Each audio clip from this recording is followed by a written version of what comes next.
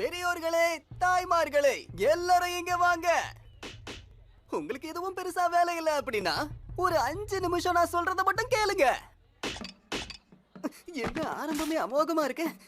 இதோ என் கையில ஒரு கத்தி இருக்குல்ல, இது பிரபலமான சண்டே கைன்சு பயன்படுத்தின கத்தி. போர் அடிக்கும் போது இதை வச்சுதான் விளையாடுவாரு. அதுக்காக இதை ஒன்னும் அவ்வளவு விளையாட்ட நினைச்சிடாதீங்க. கத்தியோட முனைப்பகுதி கூர்மையாவும், நடுப்பகுதி மொத்தமாவும், அடிப்பகுதி தட்டையாவும் இருக்கும். சிறப்பான வாள். வந்து வாங்கி பாருங்க. இதுக்கு ஒரு பெருமை இருக்கு. இந்த கத்தி ஒரு முறை உரைய விட்டு வெளியே வந்தா வெட்டாம திரும்ப உரைக்குள்ள போகாது. இங்க பாருங்க, இந்த பழைய பேப்பரை இது எப்படி வெட்டுதுன்னு. இது மேலதான் வைக்கிறேன், வெட்டிடுச்சு பாருங்க. இப்போ 2 4 ஆகும், 4 8 ஆகும், 8 16 ஆகும், 16 32 ஆகும், 32 64 ஆகும். வசந்த காலத்துல மலர்கள் மலரும், காத்துல இலைகள்லாம் நடனமாடும்.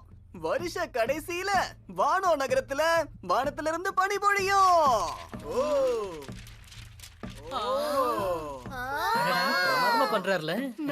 நம்பிட்டானுங்க. ரொம்ப ஆச்சரியமா இருக்கே.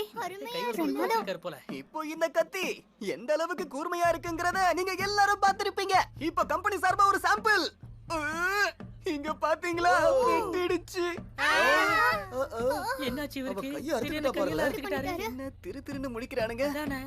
இப்படி பண்றேன்னு யாரும் பார்த்து பதறாதீங்க. இப்போ என் கையில இருக்கிறது தோடு எண்ணெய். இதோட அதிசயத்தை இப்ப பாருங்க. என் கையில காயம்பட்ட இடத்துல இதை எடுத்து நான் தேய்க்க போறேன். எரியுது. பாருங்க.